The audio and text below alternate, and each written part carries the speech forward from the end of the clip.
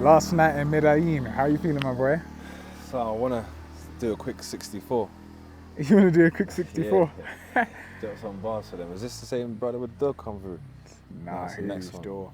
I hear you. It's been a mad, forget past few days, it's been a mad day on the whole. Like, I feel like we've probably done the most today rather than the whole trip. No, it's true, man. I think today was definitely insightful because we went to Guatape. We went up and down the steps, then we got on a boat, which we didn't appreciate, but we should appreciate because we done it. No, I felt the boat. I took a couple shots on the boat. I like the boat. Yeah. I like the boat. We saw the what is it called again? Guatape.